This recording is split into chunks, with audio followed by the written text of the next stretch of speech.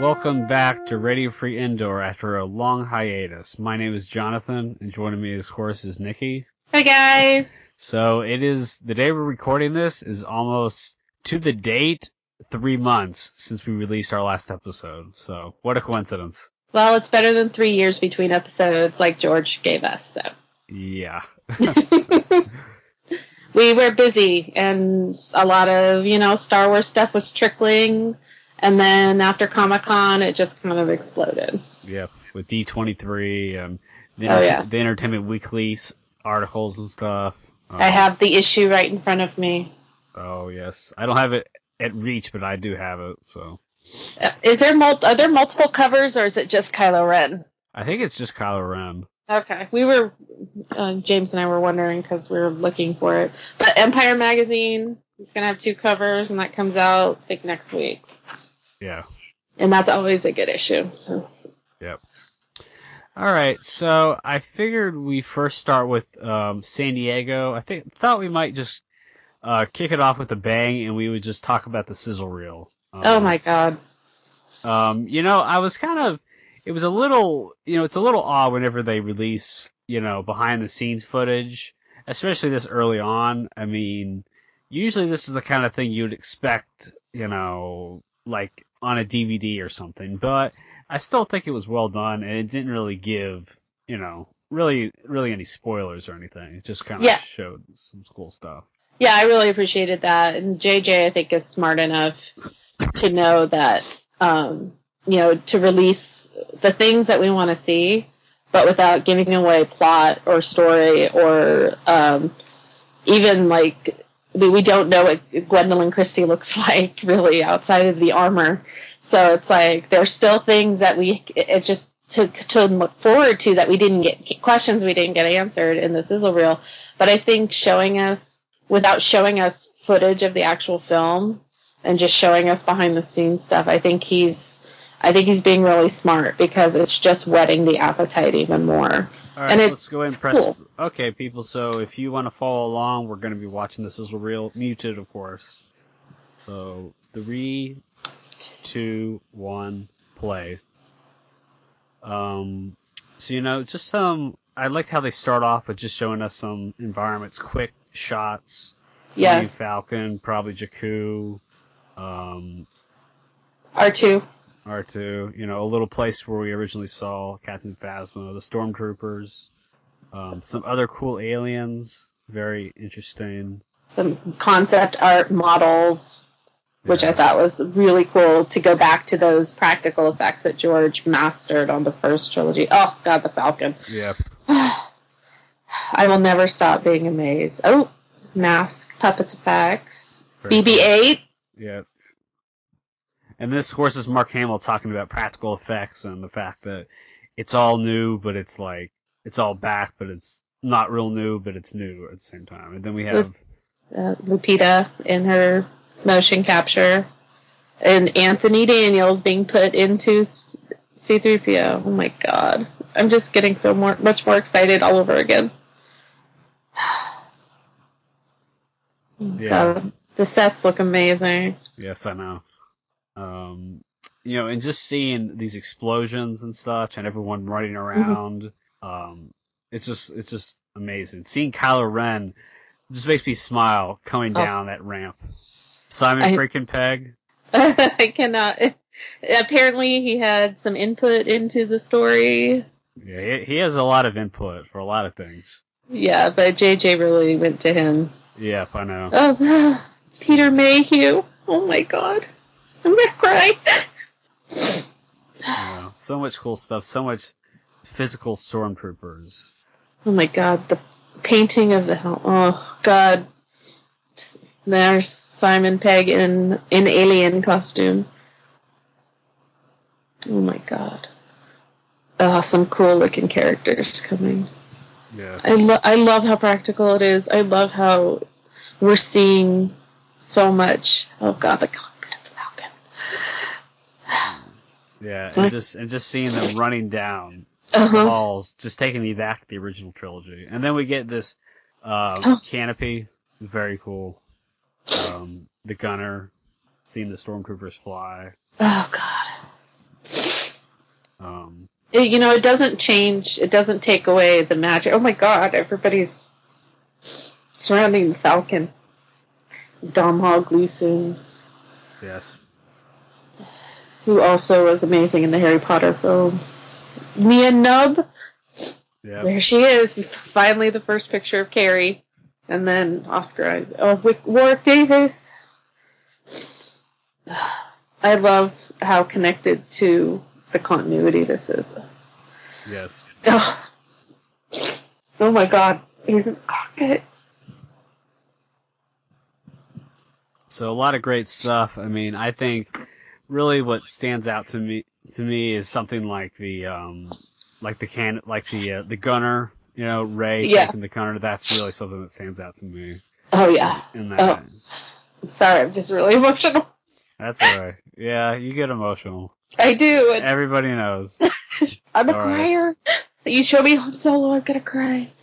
Yeah. I mean, and you know, just reading articles about, you know, how he's responded and what it was like to work with him on the set, you know, just makes me so happy that he's in such a great mindset for this, and he looked forward to doing it when for so many years, you know, he wouldn't talk about Star Wars, or he said, yeah, it started my career, but let's talk about something else. So the fact that we have the original 3 back and that it's what it looks like is very similar, very parallel to how they shot the originals, with all these effects that nobody had ever seen before, but they were still practical. There weren't that many special effects in A New Hope. I mean, they did so much with models and puppets, and to see us going back to that, it just gives me so much hope for the level of enjoyment and the level of passion that I'm going to have for this film. Yes. I mean, some people have said it's like Drew Struzan. I mean, of course, you know, he's like, you know, this is going to be like the best Star Wars movie. I think Anthony Daniels said also that. Didn't he also say it's going to be the best? Yeah, a few people have. And I think that for those of us who grew up with the originals, nothing will ever be, for me, nothing will ever top Empire Strikes Back. But I see this being really, so far, what we've seen, it's already looking really, really close. I think it's going to please the people who are pissed off about the prequels. I don't think they're going to completely forgive George for whatever, you know, crimes they feel he's committed. I don't see it that way, but I think it's going to draw a lot of people who kind of gave up on Star Wars. I think it's going to draw a lot of people back because JJ is so committed to capturing what Star Wars means to people and how it started and why we responded to it as kids. So I have nothing but faith and hope, and I was already promised no lens flares, which I didn't think was an issue in the Star Trek movies anyway, so... Right. People are like, oh, the lens flares. Oh my God, you don't even notice them. Yes, I know. If you're focusing on the lens flares, you're not following the plot. And I don't even like Star Trek, but I like those movies. So, yeah, I'm so excited. Oh, that the sizzle reel just got me more and more excited all over again. Okay, so and crying. Yeah, it's all right. So another thing, IGN released an article about like 9 things we learned about Star Wars: The Force Awakens at San Diego Comic-Con. Yeah. Which is a great little article to sum it up if you don't have time or, you know, or you just want like a really quick review opposed to watching the whole panel. Well, I'll post it on our Twitter feed a little bit later. Right. Yeah, and one thing that kind of stands out about the panel is seeing Harrison Ford, you know, coming out and just saying, you know, this is, you know, he's finally embracing Solo because for years he was just like, I don't want I don't care about he should. I thought he should have died. I thought he was like a buffoon. I was like, are you kidding me? Do you know how many people love that?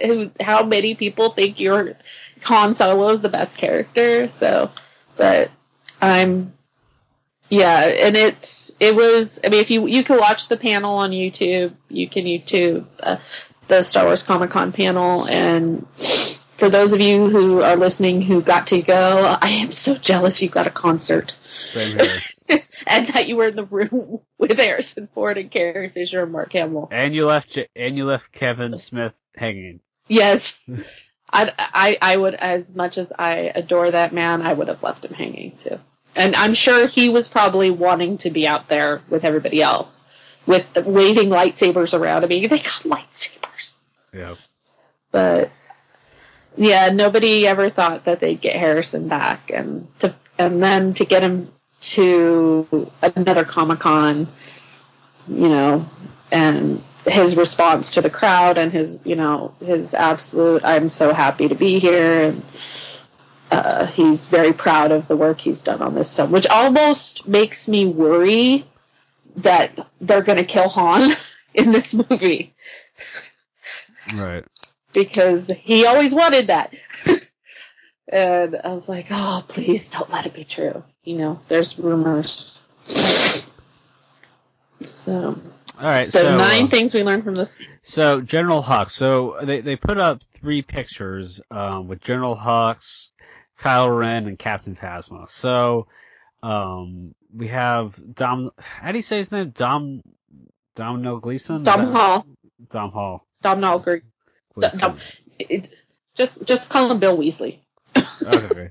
So Gleason, he's saying, he's British, so yes, he's evil. He's a bad guy.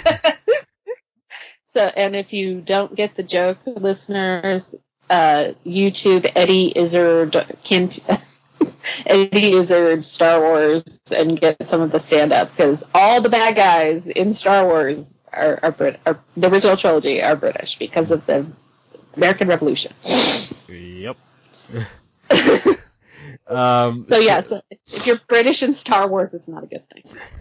Right. Not for our heroes, at least. At least, yeah. At least in the original trilogy, because we had, Obi-Wan and Qui-Gon in the prequels. So. Right.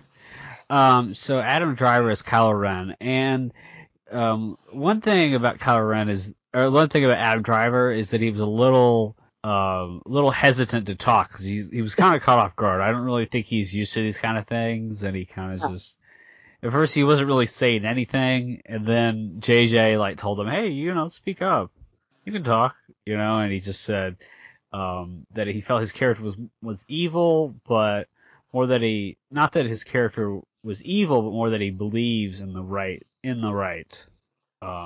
Yeah, he might be doing stuff other people perceive as evil, but in his character's mind, his character is right, which is kind of how the Sith are. So, right. How we believe is the right way, and we have to make everybody succumb and be subjected to that. So I think that's how anybody who's passionate about something like that is. Right. But yeah, I like his cost. I really loved his the costume that we saw. It does harken back, if we're gonna go anthology, it looks like a Darth Revan gear, which if JJ's paying homage to Expanded Universe, I think that's really awesome, because there is a Revan-y feel. And I think Adam Driver, I think you're absolutely right. I don't think he's ever been involved in anything that has been like this. He's done small independent films, and he was on Girls, so I don't know if he knew what to do, and I would totally be with him on that one. Yeah. I've heard some things, like the Knights of Ren. Ren isn't really part of his name. It's, it's this faction. And I think it's one thing that's interesting is that we'll have, multiple factions, so Mm-hmm. It's not just going to be one against the other. We could have, the New Order, the Resistance, we're calling it, maybe, the Rebels turning into the Resistance, and then we have the Knights of Ren, so, I think it's cool that, and I've also heard that he could be like a Darth Vader fan. You know, like someone who admired what Vader did and right, what he stood for. And that's one reason. You know, the mask seems more like Darth Revan, but if you're going like, if you're going canon wise, you know, it kind of harkens back to like Darth Vader having a mask. You know, right, so. and there's a whole mythology of the masks that George was following in the originals, and I think that JJ is carrying that through, being that he is such a fan of not just the films, but of what they're based on, and the subtleties of it. So I think that the masks are very important. So much so is that we don't get to see Kylo Ren without the mask in what we've seen so far, and we haven't seen Gwendolyn Christie's Captain Phasma outside of her mask. I think that there is a definite deliberate nature to what we've been allowed to see. And I'm looking for, I think Adam Driver, I think he's quite a good actor, and I'm looking forward to seeing, I mean, the whole cast is full of good actors, but I'm really looking forward to seeing who the dark side is, and is it, first, in the original trilogy we had the rebels trying to overthrow an evil empire, and now it's like the evil rebels are trying to overthrow the good empire. Kind of like what happened in the prequels, in a sense that they were just waiting and biding their time and building their forces. And some of the images we've seen come out, like this just stark snow-covered plain with small hills and just thousands upon thousands of stormtroopers. And the imagery was just so powerful. So I'm really looking forward to to seeing what kind of characters they are. And right. Just Captain Phasma is just like the greatest name in the history of character names. And Gwendolyn Christie in the Stormtrooper gear we haven't seen her really, but I would just like to compliment whoever built her armor and thank them for not making it overtly feminine, like giving her a different chest plate like you see at Comic-Cons with non-501st approved girls dressed in like midriff bearing armor that has molded to their form. And I'd just like to say thank you for just putting her in armor and not making it a thing about her being a girl. Right. So about Gwendolyn Christie, I think it's interesting that she was saying how it was the opportunity to explore a female character that is totally not the way she looks in flesh. So, before, obviously female characters, we just assumed the stormtroopers were all male, Mm-hmm. and then we assume, and then anyone, there's like some aliens that are female and then humans. Right. But we all saw them, obviously, out of, they weren't under any armor or anything. I mean, right. So I think it's interesting that no one really knows that as long as she doesn't like speak, or if she has like a voice box or something that makes it her sound more manly or something. I don't know, but I'm looking at the picture of, and if you didn't know that was Gwendolyn Christie in there, or that was a female actress in there, I don't think you would look at that and think, oh, there's a woman in there. I think it looks like a stormtrooper, a really badass looking stormtrooper. Yeah. With a cape. Yeah, and I think that it's also a way not to see her, oh, it's a woman, so I have to go easy. Oh, woman, something like that. She's going to be softer. She's going to, it's like, no, I think she's playing a particularly hardcore stormtrooper. I mean, if you look at just how the differences between her gear and a regular stormtrooper, there's something special about her. And I think the fact that this character is female makes it even better, because it's not, I don't think he's deliberately making a statement. JJ is deliberately making a statement that women can do the same things that men can do, but that's a message that's going to get across.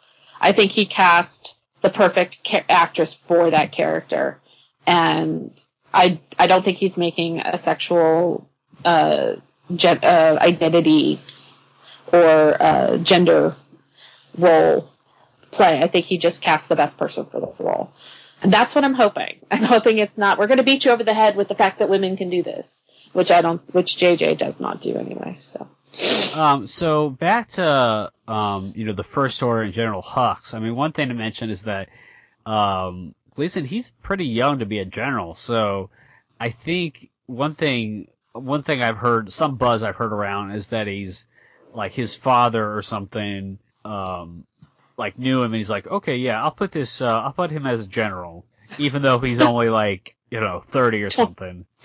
Yeah, a little nepotism there at the Starkiller base. So yeah, Starkiller base, that's another thing we learned. So, of course, harkening back to, Starkiller in... the original, one of the original screenplays, The Adventures of Luke Starkiller. So I think that's, again, a beautiful nod to history. That's something that we all know as fans. And, sometimes when there's little hints to things. I remember going to Celebration 4 and somebody had done a piece of art that was based on Mace Windu in the Journal of the Whills, which was one of the earliest drafts of Star Wars. So I think that JJ playing with the history in this way with respect is going to go over very well with those of us who are insane, crazy fans. Yeah, I mean, I think they say, I've heard people say that, nothing ever goes unused with Lucas. Something, it's going to get recycled. If there's some, concept art and stuff, I mean, just look at Rebels, just taking some of, Ralph McQuarrie's stuff, nothing ever goes to waste. Absolutely. Absolutely. And now, Sideshow Collectibles is going to be working with some of the conceptual artwork. Right. Sideshow Collectibles. Yeah. They're going to be preparing some works based on the conceptual artwork from Mr. McQuarrie. So I'm looking forward to spending a lot of money that I don't have. So, right. But yes, I think Starkiller Base. I love the name. I mean, it's kind of cheesy, but it fits, and it's the nod to history, and the fact that it wasn't supposed to be, like, Domhnall Gleeson was not supposed to say that, and he did. They're like, oops, I forgot I wasn't supposed to say that. Yeah, I mean, so another thing we learned is that a cut of the movie is complete, which is extremely exciting. Knowing that, that there's a copy, somewhere. That somewhere it exists, a completed version of this film, which might not be the actual one we end up getting, but there is a complete version, so that's pretty cool. And I think they set on a running time, and it's just about like 2 hours, 8 minutes or something. So it's not, it's going to be which is like the same length as Empire Strikes Back. So yeah, so and the prequels are about that long too. So. Well, actually, the prequels are longer. Yeah, but they were the first ones, I think, to go over, besides Jedi, to go over 2 hours, I think. Right. So this will be... the first two are under... Not quite Lord of the Rings territory, but we're going to get a good, long story. Yeah. And it's a very good chance that the Episode 8 will be longer, and the Episode 9 will be, much longer. More Star Wars is good. Yeah. So, I mean, I didn't think we were going to get a 2.5 hour one, because it just seemed like that would just be too much for this kind of movie. Yeah, it would kind of be trying to pack a lot in when, I think that the story, I mean, I don't know what the story is, so maybe I will want more. I mean, I probably will want more. But yeah. I think to keep it that length of time, I think is pretty smart. Right. So next on the list is this a new gangster? So this is one thing they briefly showed in the sizzle reel, but it looks like what would you say? It's a cross between like Bosk and Jabba. Yeah, something like that. Along with maybe a little of a Gamorrean guard. but a bigger Yeah. boarding guard. Yeah, it's like a really big pig with Bosk-like features and a Jabba-esque body, but really big hands. Yes. And there's it kind of like the thing from Fantastic Four, not the crappy movie, the comic book. It's kind of got some vibes there, and it's possible he's our new gangster. Apparently, all the gangsters in Star Wars are big and fat. Right. So perhaps it's a connection. They're saying perhaps it's a connection to Lupita Nyong'o. Nyong'o's pirate, Maz Kanata, which sounds really cool. And of course, Bounty Hunter. I mean, if of course, we have gotten confirmation that Gwendolyn Christie's character, I mean, Captain Phasma, she looks kind of like a bounty hunter, but I guess she actually is, a stormtrooper. Stormtrooper, yeah. So I'm just kind of wondering, who's gonna have, but I do like the idea of perhaps Captain Phasma being on her own little missions, solo kind of missions. Yeah, I could see a character like that who is tied to this organization, to this empire, so to speak, but still does her own thing. I could see her approaching, pretending like she's a bounty hunter and going to these gangsters or something, because it just seems like she just kind of looks like that kind of thing. Yeah, or maybe she uses her connections to as a member of this organization to push people around as when she has to go out there and bring in people. But, maybe she also makes a little money on the side. Yeah. Some credits to supplement her income as a stormtrooper. We public credits? We don't take public credits. Only money. So that's cool. Admiral Akbar is going to be back along with Nien Nub, which is definitely exciting.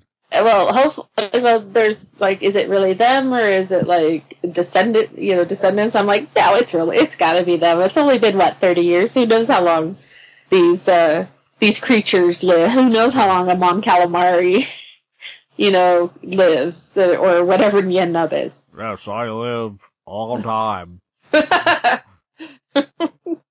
It's Cialis. So yeah, it was really cool. I mean, I remember seeing Nien Nub on this as a real oh my god, it's Nien Nub. So, which makes me wonder if he's Lando's buddy. Is Lando gonna show? Yeah. Is there a surprise inside? That would definitely be kind of cool. I mean, maybe he's kind of hanging out around the Millennium Falcon. Hey, yeah. Solo, what's up? Maybe I can join your crew. What are you? What's up with this? What's up with this? What have you done to my girl? Still trying to woo Princess Leia away from him. Yeah. I mean, technically, it's almost like two fish heads. Yeah. And there were some other kind of fishy-looking people, so maybe we're going to see a whole new species that's kind of akin to the Mon Calamari. So. All right, so we see another guy that's being taken by a stormtrooper, which is interesting. And of course, in the sizzle reel, we saw him being dragged and then down another hall. We think that's Poe Dameron, but it doesn't look like Oscar Isaac, so I'm not thinking it's him. Yeah, I can't get it to increase in size. So let me try something. There we go. Oh, actually, even when you increase it, the face is kind of blurry, but it doesn't. The body does not look like Oscar Isaac to me, anyway. So I don't know. What color was Poe Dameron's hair? I don't think we really saw it, but Oscar Isaac's is dark brown. Oh, okay. And I've seen him recently in a couple movies, and this doesn't. I'm kind of binging on stuff that he's done, and this doesn't look like him. He's a little bit taller, but he might be a little short for an X-wing pilot. Yeah, maybe. But I don't think it's him, but it could be interesting to see who this guy is. Yeah. So of course Simon Pegg is a creature. We're confirmed. I think it would have been a little. It would have been a little off-putting if he had like a big speaking part, and we actually saw his face. I think that would have been a little too obvious. Yeah, it would have been, oh look, he put Simon Pegg in the movie. And we know Simon is, he's a friend of JJ's. They've worked together many times. He's a huge Star Wars fan. He's also a big critic of specifically the prequels. And he is a fanboy at heart. So I think what he said and seeing the footage on the sizzle reel, he's just like a little boy, just getting to play dress up and actually play Star Wars in Star Wars world, Yeah. I'm excited, but I agree with you. I think it would have been taken us out of the movie if he had been Simon Pegg. It would have been, oh, look, there's Simon Pegg. It's like, get it? It's like, so I think JJ was really smart. Yeah, so I can't really tell what he's going to be. He looks like he has some kind of gray, some kind of like whitish kind of. He's going to be some kind of white creature. I don't know, maybe some kind of hairy creature or looks like he might be in some desert environment. So, maybe he'll be just one of many, and we won't know which one he is. So I think showing him without his mask was really smart. Yeah, because then we'll be going, oh look, it's him. Right. So. And like we also got in the sizzle reel, Rey flies the Falcon. Of course, I got the impression that in there was actually it wasn't that she was actually flying the Falcon, but she was in one of the gun turrets. Maybe we saw both. I'm not sure. I think we saw both because we definitely saw her in a turret like practical effect. I mean, it was moving, but we also see her in the cockpit when Harrison sits down and I start crying like the little fangirl I am. She's right next to him in Chewie's seat. Yep. So I think that might be what they're referring to rather than seeing her in the turret. I think that there was an outside shot of her in the cockpit, and then there was the gun turret. So maybe he yells at her to not get cocky, a little later. So yeah, I just solidies to me that she's probably Han and Leia's kid. Yeah, I think so too. I mean, we could go back to the expanded universe and say, well, Jaina was his kind of heir apparent as a pilot, but I don't know. So yeah, and I'm looking at a couple pictures. I searched it online, and there's a picture of a still of Han Solo, Rey, and then Rey at the co-pilot, and then you see Finn behind Rey. So okay, so he got to be on the Falcon. So it's so jealous that they got to actually be on the Falcon. So, and we got a little bonus in the sizzle reel. Yep. We got Warwick Davis. Yep. We don't know if he's in it. We do know that he was on set at some point. Yeah, and looking at a creature who is about his size, or at least the costume for a creature who's about his size. So he's kind of like, what? Am I going to wear that thing? What is that? Like I've done worse. It's like I was the leprechaun. Come on, I can do this. It's kind of hard to tell what this is. It's like it looks like some kind of padding or something, like some kind of uniform of some kind. Yeah, there's like armor and then goggles, and the rest of him looks like a Muppet. Yeah. It looks like Snuffleupagus without the nose. Yeah. So. But yeah, if he's in it, I'm ecstatic. If he's not, what was JJ? JJ, come on. You have to put Warwick Davis. He was in the prequels too. Come on. Yeah. All right. Let's see. Another thing. I think we can talk about. Let's see. So J.J. Abrams confirms Kylo Ren is not a Sith. So that's the question: are we not going to get Sith, and that instead, the Knights of Ren is like the substitute? It's what has come out of the Sith, and they somehow have come up with a way to function as a group rather than just two. I actually would love that if it wasn't the Sith. If we didn't have the Sith involved. There's only so many times you can go back to that particular villain. And like we learned on shows like Buffy and shows with like a Monster of the Week, there's only so many times you can go back to, like if you're on Doctor Who, there's only so many times you go back to the Daleks. There's only so many times you can go back to the Cybermen. We all love when we see them, but after a while, if it's too much, it's like, okay, we didn't have any other ideas. I think JJ would be very smart not to include the Sith, since, as far as we know, their numbers have been destroyed with the death of Vader and the Emperor. But the Jedi thought they were destroyed before, too. So, I mean, if we get some Sith, that's fine. But I think bringing in a new kind of baddie would just be so much more impactful than, it's like, okay, the Sith are back. It's like, I'm not saying never use the Sith again. I'm just saying we've done the Sith. Let's try something new. And in the expanded universe, there are other groups that were like the Sith in the history of the Star Wars universe. So I think the Neo Sith. Yeah. Kind of like the neo-Nazis, and they do. Yeah. In this article, they do make a comparisons to Nazis and the fact that they all went to Argentina, but then started working together again.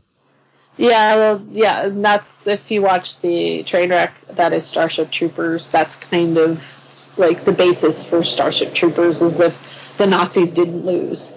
They all went to South America, and that's why everybody looks white but has Hispanic names. But I'm all for the Knights of Ren. I think there is a good background in the Star Wars universe for having these other groups. So, and I think JJ's smart enough to say, well, let's leave the Sith over there for a while. But I'm just like, tell me more. I'm like a little child going, I want more. So I think Ren, they're saying that Ren is a surname given to members of a mysterious group, much like Darth is bestowed to Sith Lords. Right, Dark Lord of the Sith becomes shortened to Darth. Right. So I think it makes sense, and I'm all for it being. I think it makes the story different. Well, because we have so many familiar things in it. I think this would make this Star Wars story stand out. Yeah.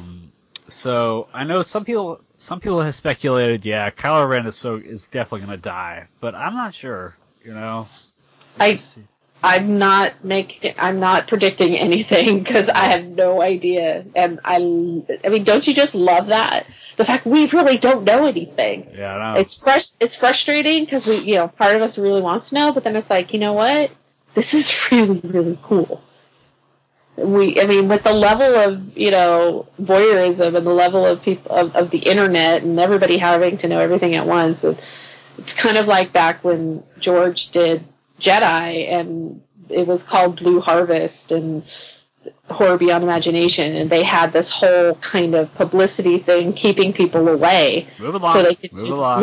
Nothing to see here. Blue Harvest is horror movie. Harvest. What is this? Some kind of low budget horror, and it's all about this blue moth and this blue basket. What is this? And people, they had jackets and hats made and patches, and I have one of the Blue Harvest patches. I don't think it was an original one though. But I think getting back to, we've gotten a lot of information, but I think that whoever's controlling the information coming out of it is being incredibly brilliant. Yep. Because we're going, tell me now, and then no, I don't want to know. I want to know. Yeah. So I think we should probably talk about the Entertainment Weekly picks. Oh God, get it. I'm gonna cry, aren't I? So on the cover we have a picture of a very badass Kylo Ren with that very cool lightsaber, and I really want to see how he uses that without cutting his hands off. Yes. Because that's going to take time.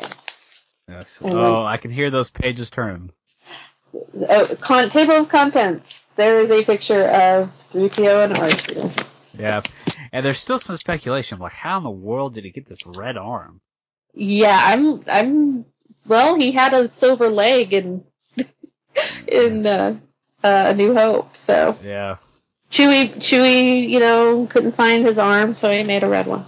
Yeah, he was having a nightmare, and then C-3PO's like, what's happening? Then he just jumps up, grabs C-3PO's arm, and just throws it out the window. He didn't let the Wookiee win. I'm sorry, I did not mean to wake you from your slumber. Okay, the official article begins with Kylo Ren. I mean, Adam looks like he is really pumped up. And 3 stormtroopers, including one wearing a sand trooper shoulder guard. Oh my God, I am so ecstatically happy about that. You have no idea. I have a thing for the sand troopers. Yeah. Actually, I have pulled up here the Entertainment Weekly internet, which has a lot of the same stuff. Right. So another thing we see, Daisy Ridley and Finn, Rey and Finn running through running through some kind of market street, and then you see like some stormtroopers chasing them. So I'm wondering what in the world that could be. I don't know. We know that Finn is a stormtrooper, or at least for the beginning. And then he might have joined Ren or Rey. I want to call her Rey. Yeah. But just another picture of, it's the same picture of Captain Phasma. I mean, that's just the most badass stormtrooper I've ever seen. Yeah. One of my favorite, and really one of the most curious things, is seeing the Jakku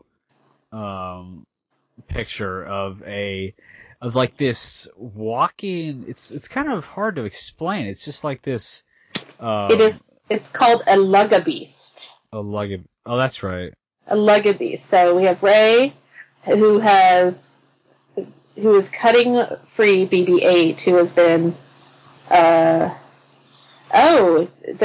droid was snagged by a surly Tito, who is that gentleman on top of the lugabeast, played by Kieran Shaw. And those of you who are Lord of the Rings fans like me know that Kieran Shaw was the size double for both Frodo and Bilbo in the Lord of the Rings and the Hobbit films. So it looks like he's some kind of like Jawa-esque, and this is his sandcrawler, and he snags droids. So it's kind of a cool looking thing, though. It's like a rhinoceros.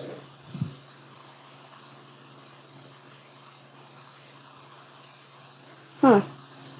I'm looking forward to seeing what that's about. Yeah. Very, very cool. We don't have Banthas. We have Jakku. We have lugabeasts. Yeah. Maybe because they lug things around. It looks like he's covered with a bunch of stuff. And something else we heard is that actually, I'm not sure if it's in this photo, one of these photos, but that BB-8 actually belongs to Poe Dameron. That it'll actually fit inside with these newly designed X-wings. So it's like the new astromech. Right, which is very interesting, I find. So there's that. So it doesn't belong to Daisy Ridley's character, but perhaps somehow comes into her possession. Kind of like R2 did with Luke. Right. I love that JJ gave him the name BB-8 because it was an onomatopoeia. Because the 8 the two B's, so they kind of look together. They look similar. Well, So apparently JJ also has an assistant that's like BB assistant or something. Well, he says in the article, he says, did you name the droid after your producing partner, Brian Burke? He said, no, but don't tell him I said that. Right. There's also, yeah. I think BB-8 fits him because he kind of looks like a B, the letter B. And he kind of looks like number 8. So, I'm guessing that's why he did it. I think it's just, and the fact that that's a practical droid, that it actually does move around on set, is so cool. Yeah. Of course, seeing Poe Dameron walking away from this black X-Wing, which is very cool. I don't have that picture. Or are you looking at John Boyega walking away from a TIE fighter? Because I have a picture of John Boyega walking away from a TIE fighter. I'm actually looking on the website because I couldn't find. Okay. I couldn't find my copy of Entertainment Weekly. Oh well, yeah. I think there was an article about Harrison that was online. That photo was like attached to some of those articles. And but yeah, it's not in the magazine, guys. Sorry. Yeah. But, they're speculating on the website that maybe it's some kind of stealth tech or something, which would be interesting. This was a shot from Star Wars Celebration. Oh, okay. Yeah, and BB-8 was there, too. Because I knew people were there. And then we see, I believe, let's see, previous release, behind the scenes shot. I'm looking at Daisy Ridley. I'm looking at the J.J. Abrams, looking up at Daisy Ridley with her staff. So I'm thinking it's kind of hard to tell what this is. Does it say what it is? It looks like the leg of a AT-AT or something. Something similar. Let me see if I can find.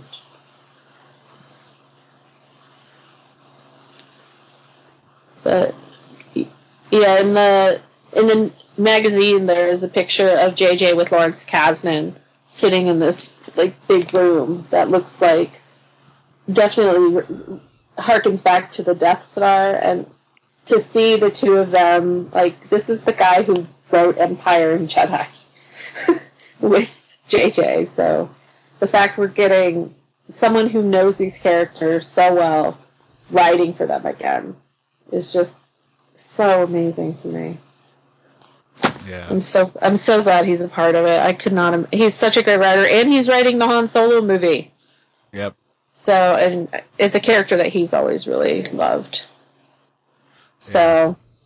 Yeah. I think it's interesting that, like I mentioned about the AT-AT, the fact that, I think it just gives more, credence, about Daisy really being a scavenger. I mean, we already kind of guessed, but, just the fact that she's just constantly finding artifacts, and that maybe this AT-AT was, it had fallen during the Rebel uprising and all that kind of stuff. So, I think it will be interesting to see, maybe some older stuff we see that's been considered artifacts just laying around after 30 years. Right.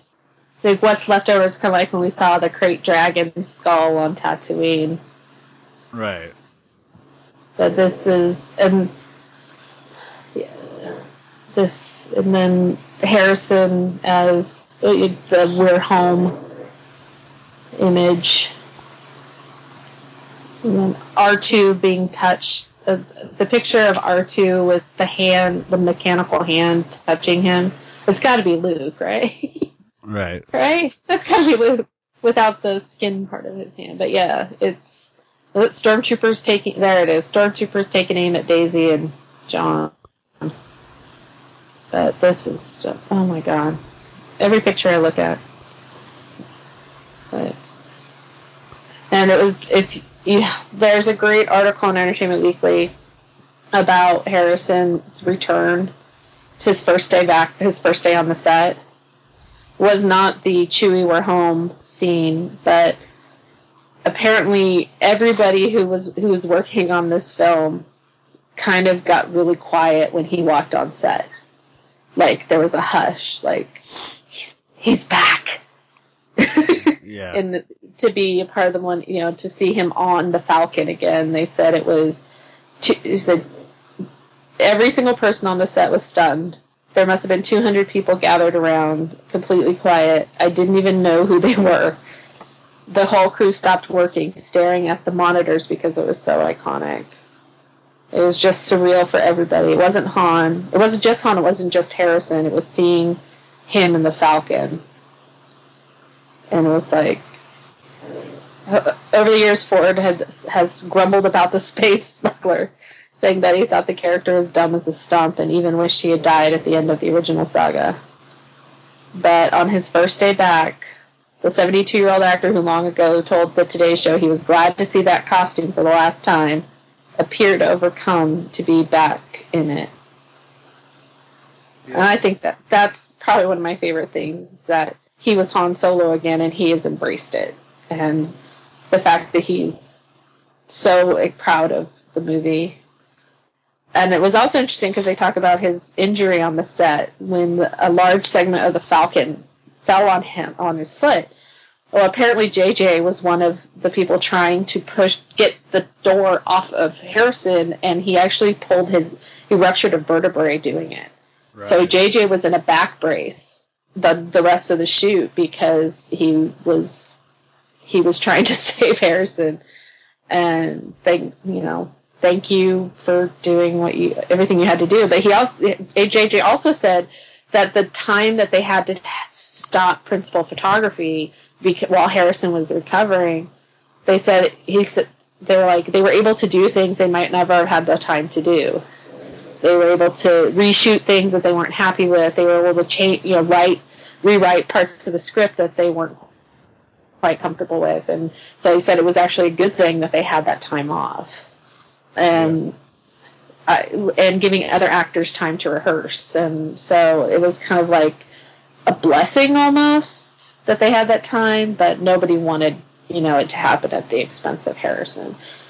And somebody commented on seeing the reunion between Harrison and Peter Mayhew and how nobody really knew. I mean, we've never really heard stories about the relationship between the actors, but apparently these guys really bonded during the original trilogy and have remained friends but haven't seen each other that often. And so the first day on Harrison's first day together, they all had dinner and the whole cast was reunited just before we started shooting. This is what Kathleen Kennedy said. She had no idea how close Peter and Harrison were. When Harrison came in the room and Peter was sitting down, he just went over and gave him the biggest hug. And you could see that there had been this incredible relationship between the two of them. So, and Peter Mayhew, while he is in the suit, while he is Chewbacca and always will be, there's some things he couldn't do. So there was a stunt double for the running, jumping stuff because Peter is not as well as we would like him to be. Right. So the fact that he's in it at all is so wonderful. And to hear that, these two really did have a bond and that it was, it was kind of like the bond between him and Carrie, that's kind of never gone away. Right. I mean, I think something else interesting is a little, on a less serious note, or a little bit of a serious note. Less emotional note for Nicki. The fact that Chewbacca, like, everyone would just go up to hug Chewbacca, apparently, and then they just had to... people would just, like, apparently on the set, people couldn't stop going to hug him, so then they had to, like, repair the suit. Yeah. Yeah. So I'd like to move on to D23. Gotcha. Which is, of course, Disney's official convention that they hold every other year, right? It's kind of been every year lately. It's the reason why if you were at Comic-Con that there wasn't a lot of Marvel presence is because Disney owns Marvel and they wanted all the big stuff to be revealed at D23, whereas they knew Star Wars they couldn't hold back and save for D23 or Celebration. The Marvel stuff got put at D23. But again, lots really cool stuff came out of D23. Yeah. Let's see. So the first thing, I found is interesting is we get a. Well, I want to move on to Rogue One, but first I do want to mention there is a Episode 7 poster by Drew Struzan that all the attendees got, apparently. I have to have this poster. It is such an amazing poster. It looks like one of the special edition posters almost. It's kind of similar in colors. Yeah, it's currently my background on my phone. So yeah, mine too.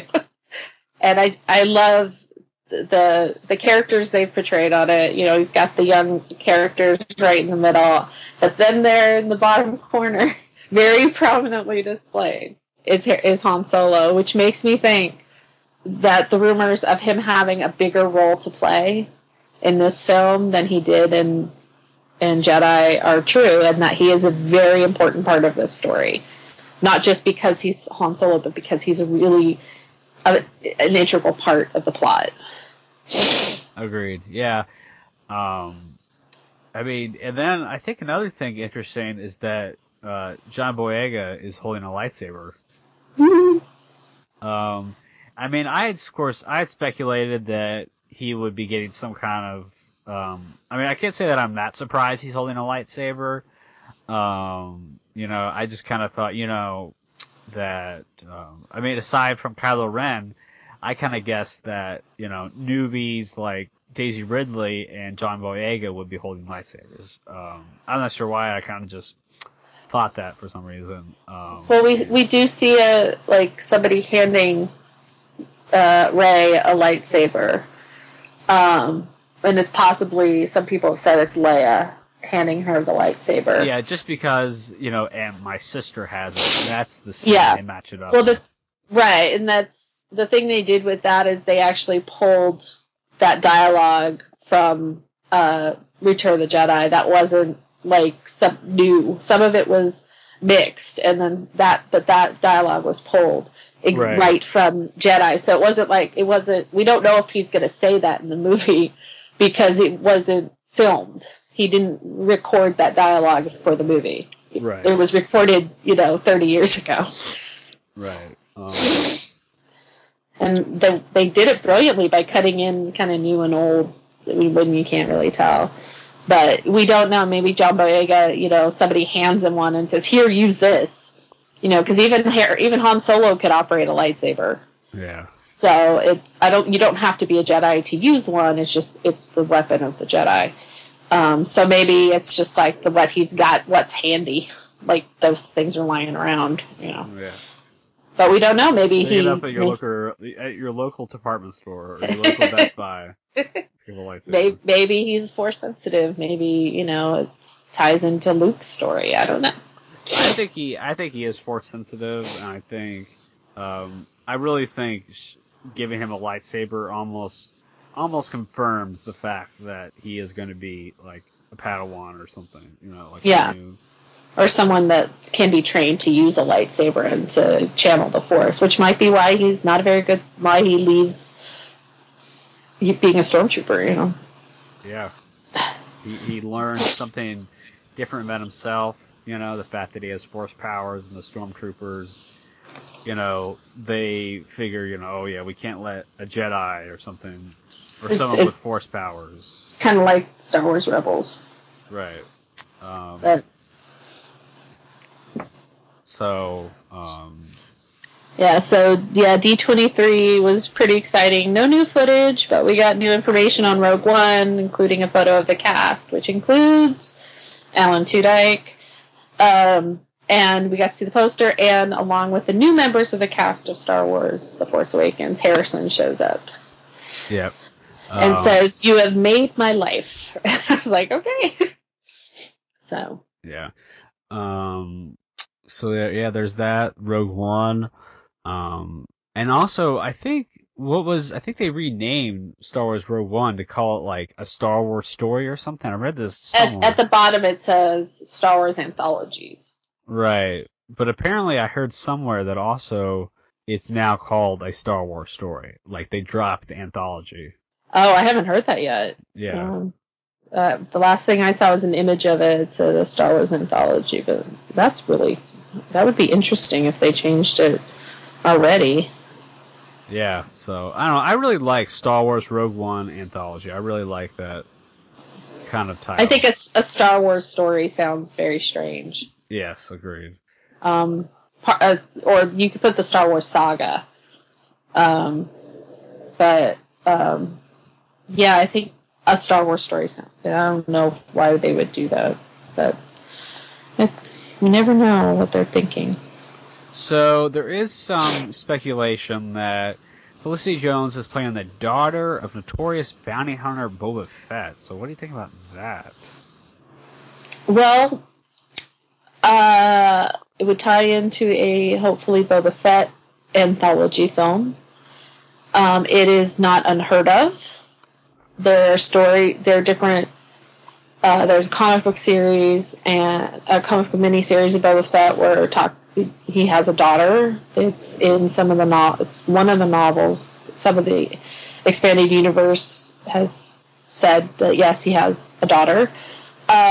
So it's possible. I don't know the timeline, but we don't know enough about Boba Fett to even say, no, it's not possible, or how old he is, or how old she is, and how far along this is, and did she know him? And I think it would be really interesting because nobody would really be thinking that. Like, of all the characters, she's Boba Fett's kid. But I think it gives more depth to Boba, and I'm all for more Boba Fett, however I can get it. Yeah, and I think she looks great in her uniform or what. Yeah, Felicity Jones. And she's a fangirl, and I'm really glad that this part went to someone who is going to appreciate it and appreciate the place in history that she's going to have. So, and possibly she'll get to work with Grand Moff Tarkin. Right, so that's another thing. The fact that Grand Moff Tarkin could be CGI'd. Now, what the heck? Well, I think... And the fact that this could be, like, the most, as far as, like aging up, as far as, like, recreated, this would be, the most sophisticated, costly thing ever, so... But that just makes me wonder what the timeline is, because Grand Moff Tarkin died in A New Hope. Boba Fett's daughter... She wouldn't have been that old because he was, 14 maybe in Revenge of the Sith? Or at the end of Attack of the Clones? Well, I thought Rogue One takes place, shortly before A New Hope. I don't think Boba would be old enough to have a daughter that age, though.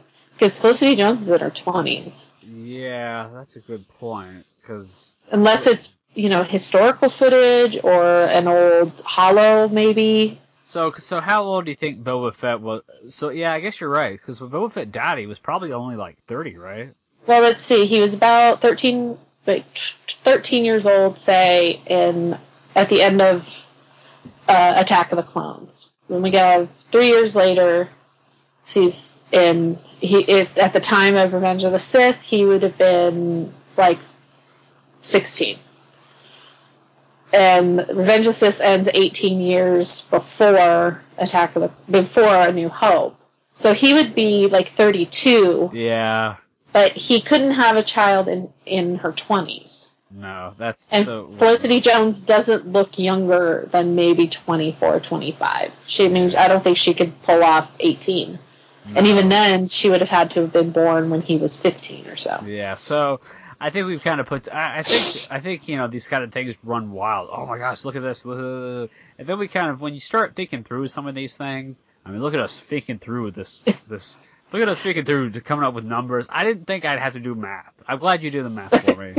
But I don't even know if the math was correct, but yeah, I think when you get to the level of nerddom that some of us are living in, it's like we will go to, we will, like, oh yes, that would be really cool, but wait, how many years ABY or BBY is this? And, ABY? What is this? ABY? ABY. Someone on Cineblend is like, what is this ABI? You mean AB? ABY means after the Battle of Yavin. Oh, yes. BBY means before the Battle of Yavin. It's like BCE, before the Common Era in the historical, or AD. And half the people at Cineblend are just like... Yes, I'm going to give you a history lesson on the history of Star Wars. Things are divided, ABY and BBY. Yep. So, because that is our biggest mile marker, so to speak. So, meanwhile, we like to throw around these ideas. It's just when you, like, okay, nerds, get down to the nitty-gritty. Is it actually possible? Then it's like, oh, crap, no. So, either that means she's not Boba Fett's kid, or it's not taking place before the Battle of Yavin. Right. So I thought, what I was thinking is that this one is actually about them actually stealing the Death Star plans, right? That's what I was kind of hoping, but I would understand because the Death Star plans were stolen by Bothans. That's true. Many Bothans, as Mon Mothma says about the second Death Star plans, many Bothans died to bring us this information. So I don't know. I mean, it could be Rogue One is a call sign in the rebellion, as we well know, which I think is really cool that they're using that. It's my favorite of the call signs. But there's so much we don't know, and the cast looks fantastic, and all their costumes look fantastic. So, I think it makes sense if it's taking place during the early days, maybe, of the rebellion, like post Rebels, but pre Battle of Yavin. Right. I'm glad they did some Rogue One here, and I'm not surprised they didn't do a lot of Episode 7, because Rogue One is gonna be, a year from Episode 7, and the only convention, if D23 is only every other year, really, and the next D23 would be so close, and the next... Well, D23 was held last year too. Oh, okay, yeah. So it was I think it was every other year, but the last 3 or 4 years, I think the last 3 have been every year. Okay. And they've only had maybe 4. Right. Because I knew people who were at this one. I knew people were at last year's. So, like Leah, our friend of the show, Leah, she was at last year's D23, and she asked a question at the Star Wars panel. Yeah, Rogue One, I love the addition of Alan Tudyk because he's Alan Tudyk and he's awesome. And I look forward to seeing if he's playing a good guy or a bad guy or a Han Solo type of, he's a kind of good guy who does sometimes bad things. Yeah. It will be interesting. I look forward to it. So... a lot we're about like an hour into the show, and we've discussed a lot of stuff, and you sent me a bunch of links, and there's stuff we still could cover, but I think we've covered enough. Just about. Yeah, I think we're good. I think we're good because there's so much to talk about. We didn't get to talk about Star Wars Land. Oh, Star Wars Land. That was like the big discussion. Oh yeah. We're gonna take a few minutes to talk about Star Wars Land, people. Yes. Yes, Disney World and Disneyland are adding Star Wars areas. Yes. It's not gonna be its own theme park like we all kind of in our dreams wanted and still want. But each park, or we don't know where it's gonna be. It's rumored to be at Hollywood Studios in Florida, with Disney World. Which makes sense because that's where Star Tours is and the giant AT-AT Walker. And Disney is buying up land in Anaheim. 14. They're doing 14. It's going to be a 14-acre. Yeah. Thing. And another thing is that everything is going to be Star Wars. It's like the cantina. Everyone walking around. Yeah. Everyone's going to be in character. And that's where I will go and get a job. but are they going to move Star Tours? And how are they going to move Star Tours? I would like them to take out Toontown because that's pointless. I think they actually are taking Toonland out. Oh God, I hope so. It's only in Anaheim. It's only at Disneyland, but it would be a good spot to have the Star Wars world. It's a little too small. They would have to push back into, but they are planning on buying. They are buying land. So yeah, everything's gonna be Star Wars themed. The food, just like when you go to Tomorrowland, everything's kind of outer spacey and futury. Be careful of those death sticks. Yeah, yes, no death sticks. So I think the fact that something we've wanted since we were little kids, a whole park just to run around and be Star Wars, is happening, is kind of overwhelming to a lot of us who loved since the originals. And even, anybody, but like those of us who were like beyond excited when Star Tours opened. Like I was there like the second day it was open because nobody could get there the first day. And the level of excitement just for one ride was incredible. And then when they reopened it a couple years ago with the new footage, it was just like, oh my God, we were like little kids again. And now we're getting a whole world. We're getting a whole, part of a theme park. That's kind of how I felt when I found out about Harry Potter World, except more because it's Star Wars. Yep. And they're going to have to work in Marvel Land because Universal loses the rights to their Marvel Land, so Disney's going to have to work in Marvel too. Yep. I just wish we had a completion date. That's the only thing. Disappointed.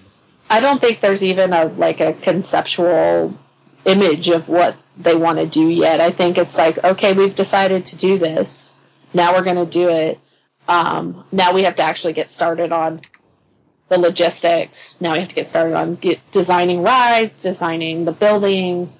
Disney doesn't do anything half-assed.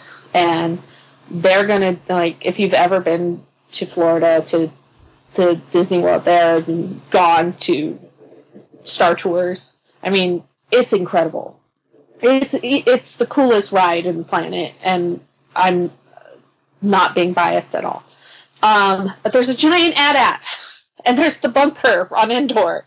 There's trees, and there's the Ewok Bridge, and then you leave it, and you're like in this Tatooine trading post kind of thing. So I think Disney's whatever they do with it, it's going to be fantastic. There's going to be rides for little ones and for big kids. The mind boggles at how they're going to do this. Yes. I'm not much of a person who rides stuff, but I might have to get the courage to ride some of these rides. I mean, the stuff at Disneyland and stuff isn't that, Disney World and stuff isn't that crazy. No. Like some of the, Cedar Point stuff. No way. I will stay away from that. I will stay away from Cedar Point. I don't do rides that go upside down. I don't do falling rides. So I've done Tower of Terror twice, and I'm done.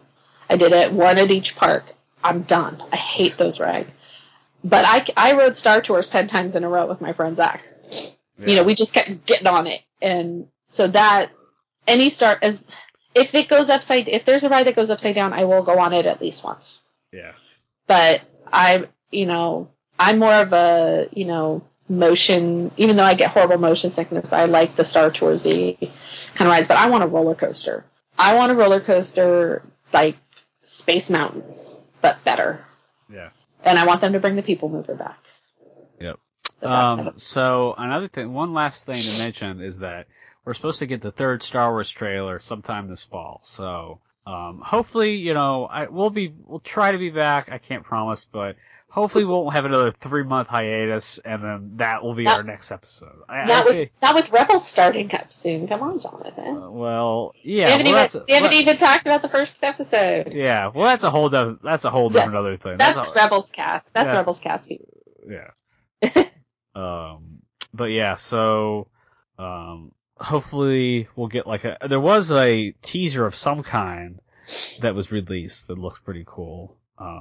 We don't really have time to talk about it, but there was some kind of TV spot with Rebels that I watched online, and I think it said it was during the Cartoon Network special or something. I don't know. Maybe I'm wrong about that. Some kind of, I don't know. But I do know that. But I just know that I looked on Facebook and it was like hashtag Cartoon Network, and it was a Rebels TV spot. So that's really weird since it's not on Cartoon Network. So I don't know. Unless I see it myself. Yeah. All right. So if you're not waiting for Star Wars Land to be built, where can people find you? Well, people can find me on Twitter at iHeartColson and also contributing to at radiofreeendor. And on Facebook, you can find me at radiofreeendor, facebook.com/radiofreeendor. All right, and you can find me at JEBell49er, as well as at the Angelica Movie Theater, running around like a crazy person, so say hi, and I might have time to say hi back. And if you're shopping for cosmetics at the Walgreens in Lakewood, Washington, come and say hi, and I'll hook you up. Yeah. And with also, the new Star Wars makeup by CoverGirl. Mm. I do. I might actually wear makeup now. Huh. All right. So, and then it also follows at Radio Free. Oh yeah, of course. If you live in the DC area, that's where I work. And if you want a free movie ticket, I can hook you up. So. And don't forget to check out all Southgate Media Group's podcasts. Yeah, and leave us a review on iTunes. We definitely need more of those. I haven't checked lately, I'm afraid. Well, we've been 3 months out, so yeah. We took our summer break. Yep. So, yeah. So for the Southgate Media Group, I'm Jonathan. I'm Nicki. And thanks for listening. Bye, guys.